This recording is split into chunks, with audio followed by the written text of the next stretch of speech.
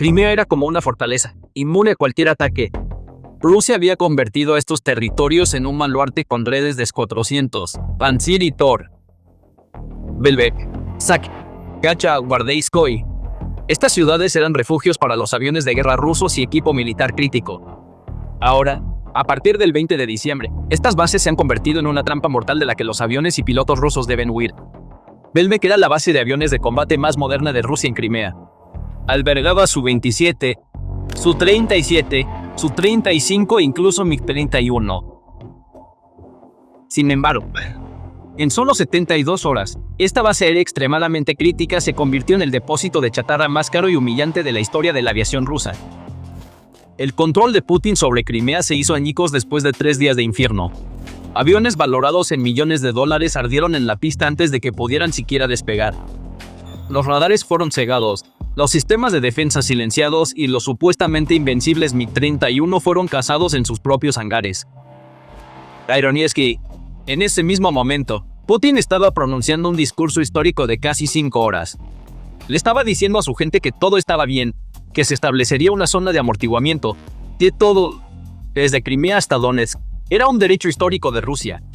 Sin embargo, este irónico discurso fue borrado por las realidades sobre el terreno. Porque, especialmente para los 2,5 millones de habitantes de Crimea, estos discursos no significaban nada, porque las operaciones de Ucrania se parecían más a un llamado de evacuación total para la Fuerza Aérea Rusa y el pueblo ruso que a un simple ataque. Esta operación de destrucción sistemática no puede explicarse por drones lanzados al azar que alcanzan accidentalmente sus objetivos. A lo que nos enfrentamos es a una estrategia meticulosamente planeada, paso a paso, para cegar al oso. Lo que sucedió en la noche del 20 de diciembre fue en realidad solo la escena final de un proceso que comenzó 48 horas antes y que fue desmantelando el paraguas de defensa antiaérea ruso como la piel de una cebolla. La inteligencia ucraniana y las unidades de operaciones especiales apuntaron a los ojos de la base aérea de Belbek antes de atacar la base misma. En la primera oleada de ataques coordinados por el Servicio de Seguridad ucraniano, se destruyeron estaciones de radar críticas que escaneaban el espacio aéreo de Rusia y sistemas de defensa antiaérea Pantsir S-2 encargados de proteger las baterías 400. El radar 92 en 6 perteneciente al sistema 400 Triumph, los radares avanzados Neus-Leou y un sistema de defensa antiaérea Pantsir S-2 fueron eliminados en una sola operación. Estos sistemas eran la columna vertebral de la doctrina de defensa de punto del ejército ruso. Y su silencio dejó la base completamente indefensa, ciega y sorda ante las amenazas que se aproximaban. El fracaso del Pantsir S-2 en salvar los radares 400 que se suponía debía proteger demostró que la jerarquía de la defensa antiaérea rusa estaba en un caos total. Sin embargo, el saldo de la noche del 18 de diciembre no se limitó a los radares. La reserva estratégica de Rusia, el avión interceptor MiG-31 Foxhound, también fue alcanzado en esta primera oleada. El MiG-31 es una de las raras plataformas capaces de portar los misiles hipersónicos Kinzhal de Rusia y realizar intercepciones a altitudes muy elevadas. Esta pérdida de más de $200 millones en un solo ataque significó la destrucción de los elementos de disuasión estratégicos de Rusia. Más importante aún, Rusia cerró la línea de producción de estos aviones hace años. Por lo tanto, cada fuselaje de MiG-31 perdido es una pérdida estratégica irreemplazable para Rusia. Putin no puede comprar estos aviones con dinero, ni puede reproducirlos en sus fábricas. Se han ido para siempre. Los MiG-31 ya no se producen, y cuando uno despegaba de Crimea, podía barrer el norte del Mar Negro en cuestión de minutos. Ucrania eliminó esta capacidad. Con el escudo de defensa bajo y los activos estratégicos en la mira, la puerta estaba abierta. Luego, en la noche del 20 de diciembre, el segundo golpe mortal de Ucrania llegó a través de esta puerta abierta. Los enjambres de drones lanzados esa noche no apuntaron a refugios de concreto o depósitos de combustible esta vez, sino que seleccionaron directamente los objetivos más valiosos en la cabecera de la pista. 2 aviones de combate Su-27 fueron destruidos por los certeros ataques del dron. El comunicado de prensa del Servicio de Seguridad de Ucrania declaró: uno de los aviones estaba completamente armado en la pista y listo para el combate. Fue destruido. Informes de inteligencia de campo y datos satelitales confirmaron que uno de los aviones de combate Su-27 que fue alcanzado estaba completamente armado y había iniciado su procedimiento de despegue. Este detalle técnico es el elemento más crítico que agrava la gravedad del incidente. El derribo de un avión de combate completamente cargado no solo significa la pérdida del fuselaje, la explosión de los misiles 73 y 27 bajo las alas, junto con los tanques de combustible, desencadena una cadena de detonaciones secundarias. Esta reacción en cadena crea una onda expansiva masiva que envuelve la pista misma, al personal de tierra cercano y a otro equipo cercano. La explosión de los misiles Air 73 y 27 en la aeronave causó una explosión secundaria masiva y daños por metralla en la pista. Mientras el piloto revisaba los sistemas en la cabina, en realidad estaba sentado en su propio ataúd. También se cree que el personal de tierra cercano, los camiones cisterna de combustible y la superficie de la pista fueron destruidos. Este fue un momento terrible para la Fuerza Aérea Rusa, porque Belbek estaba en la intersección de cobertura de los 400, Tor y Pantsir, pero este trío ni siquiera pudo proteger una aeronave que se preparaba para despegar.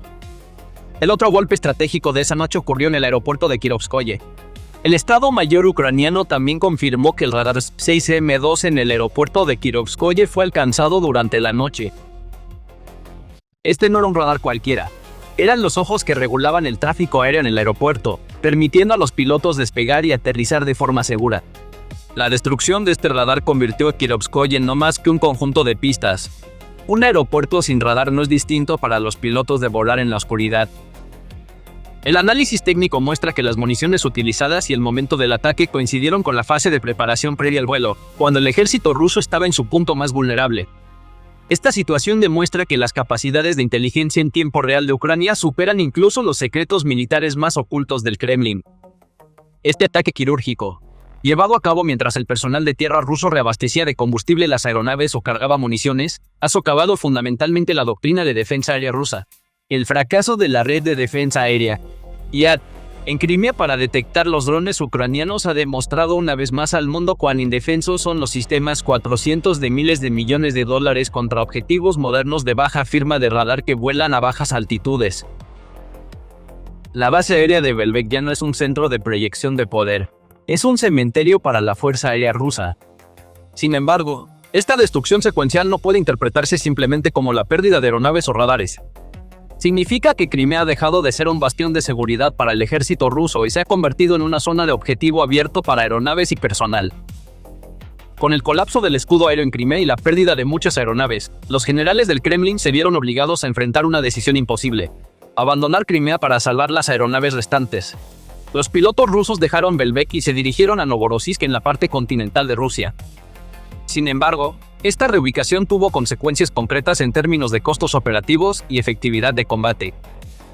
Debido a que Belbek está cerca de Crimea, las aeronaves podían llegar al área objetivo mucho más rápido después del despegue, manteniendo el tiempo de respuesta al mínimo. Reubicarse en una base más distante como Novorossiysk prolonga este tiempo de respuesta entre 20 y 30 minutos. Esto marca una diferencia crítica en las operaciones aéreas modernas. Esto se debe a que se requiere una mayor distancia de vuelo para llegar al área objetivo, mientras que, al mismo tiempo, las aeronaves necesitan llevar más combustible. Esto, en última instancia, implica una reducción del alcance de ataque y una disminución de la capacidad de carga. Una aeronave con el mismo peso de despegue tendrá que despegar con menos municiones y más combustible. Este efecto reduce directamente la efectividad de las fuerzas aéreas porque la cantidad de municiones que un avión de combate puede llevar es inversamente proporcional al tiempo de vuelo. Las bases más distantes, especialmente en áreas bajo la presión de la defensa aérea, reducen el tiempo útil de combate de los aviones de combate. El avión de combate no solo pierde su tiempo de respuesta, sino también el tiempo que pasa maniobrando en la zona de combate. Esto reduce la efectividad en tareas como alcanzar la superioridad aérea, proporcionar apoyo aéreo cercano y atacar objetivos.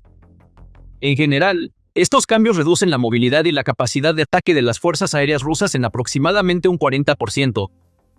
Esto se debe a que las aeronaves ya no pueden realizar el mismo número de salidas, llevan menos municiones y pierden flexibilidad táctica. Sin embargo, la verdadera destrucción no está en el metal, sino en la mente. Esta destrucción en Belbek envió ondas de choque no solo a los cuarteles generales militares, sino directamente a la psicología de los pilotos rusos y al equilibrio operativo en el Mar Negro. El miedo en la cabina que se extiende entre los pilotos rusos es como un virus que carcome la voluntad de lucha del ejército desde adentro. En este momento, para cada piloto y miembro del personal de tierra ruso en Crimea, las horas de trabajo se han convertido en un juego de supervivencia. El momento en que un piloto es más vulnerable no es cuando está en el cielo. Son esos minutos críticos cuando pone en marcha el motor en la cabina y se comunica con la torre, es decir, cuando se convierte en un objetivo en la pista. Esta es la inversión de la psicología militar. En un entorno donde el personal de tierra trabaja en pánico, pegado a las pantallas de radar por temor a que un dron pueda descender sobre ellos en cualquier momento, la tasa de generación de salidas está condenada al colapso. Cada sonido de motor, cada alerta de radar, crea una ola de pánico. Esta presión psicológica conduce a tiempos de mantenimiento prolongados, manos temblorosas leyendo las listas de verificación y, en última instancia, aviones que no pueden salir de los hangares. Mientras los pilotos suben a sus aeronaves, se preguntan si van a una misión o si están sentados en un blanco de tiro. Esta crisis de confianza crea un ambiente de motín silencioso que lleva a la vacilación en la cadena de mando, cancelaciones de misiones y a que los soldados en tierra se vean privados de apoyo aéreo. Entonces, ¿puede Putin recuperarse de este desastre masivo? La maquinaria de propaganda del Kremlin afirma que la industria militar rusa trabaja 24/7 y que cada aeronave derribada será reemplazada. Sin embargo, la realidad sobre el terreno demuestra que la capacidad de Rusia para reemplazar lo destruido se ha derrumbado por completo. No es solo una cuestión de dinero, es una historia de estrangulamiento tecnológico e industrial. El valor total de los activos destruidos en los ataques de diciembre supera los $1.000 millones. Un solo MiG-31 o un sistema de radars 400 requiere miles de microchips de precisión, sensores de alta tecnología de fabricación occidental y aleaciones raras. Desde que invadió Ucrania, Rusia ha perdido el acceso a estos componentes críticos debido a las sanciones occidentales. Hoy en día, las piezas necesarias para reparar un radar Nevo SBTO o un sistema Podlot ya no se producen en Rusia. Aunque el Kremlin intenta cerrar esta brecha utilizando chips extraídos de lavavajillas, estas soluciones improvisadas están muy lejos de cumplir los requisitos de alta tecnología de la guerra moderna. La mano de obra de ingeniería capacitada y las instalaciones especializadas necesarias para reparar o reconstruir estos sofisticados sistemas también están desapareciendo. Ya no existe una zona de reparación segura, ya que las instalaciones en Crimea ahora están al alcance de los misiles ucranianos. Transportar una aeronave o un radar dañado a miles de kilómetros de distancia, más allá de los montes Urales, se ha convertido en una pesadilla logística. Para la economía rusa, estas pérdidas son agujeros irreparables. El proceso de producción de una batería 400 lleva años.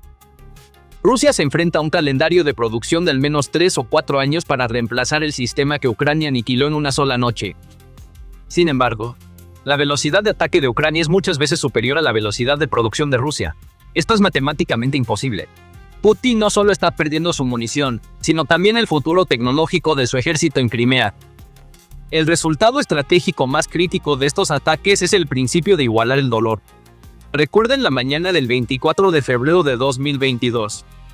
La doctrina militar de Rusia se basaba en aniquilar por completo a la fuerza aérea ucraniana en las primeras 48 horas. Cuando el Kremlin atacó las bases ucranianas con cientos de misiles de crucero, el mundo creyó que ningún avión ucraniano volvería a surcar los cielos de Kiev. Los generales de Putin afirmaron que la capacidad de aviación de Ucrania había desaparecido para siempre. Pero hoy, la ecuación se ha invertido por completo. Todo aquello que Rusia quiso infligirle a Ucrania al comienzo de la guerra, Ucrania ahora se lo está infligiendo a la Fuerza Aérea Rusa en Crimea de una manera mucho más sistemática. Esto no es solo una represalia, es la asfixia gradual del poder aéreo ruso sobre el Mar Negro. La destrucción de los radares Nevo SBTO-400, que formaban el escudo defensivo de Crimea, ha dejado indefensa no solo a la península, sino también a la terminal petrolera más estratégica de Rusia, Novorossiysk. Los barcos y centros logísticos rusos son ahora blancos expuestos a los misiles que vienen del cielo. Los generales de Putin retiraron la flota para salvar los barcos, pero ahora también deben retirar sus aeronaves. Este proceso es la prueba de que la presencia de Rusia en el Mar Negro se ha convertido en una derrota estratégica. Sin ocupar físicamente el territorio, Ucrania ha detenido técnica y psicológicamente el dominio de Rusia en Crimea. Rusia ya no tiene un patio trasero donde esconderse en el Mar Negro. Solo hay objetivos indefensos esperando dentro del alcance. Como resultado, las llamas en Crimea pueden haberse extinguido, pero para la aviación rusa, este diciembre marca un punto de inflexión irreversible. Las bases aéreas ya no son refugios que protegen a las aeronaves. Son cementerios que las devoran una por una en las pistas. Los Pantsir han guardado silencio. Los radares se han quedado ciegos, y los aviones más valiosos del Kremlin han desaparecido en Belbek. El genio estratégico de Ucrania ha atrapado al pesado aparato militar ruso en su propia casa. El problema ya no es solo la pérdida de unas cuantas aeronaves, sino el colapso total de la doctrina de defensa de Putin en la península. A Putin ahora solo le queda una opción: o evacuar toda su flota a la Rusia continental o seguir viendo arder un nuevo MiG-31 en el hangar cada mañana. El escudo aéreo ruso en Crimea no es más que un mito, y ese mito ha sido destruido para siempre por estos ataques. Entonces, ¿qué opinan sobre este asunto?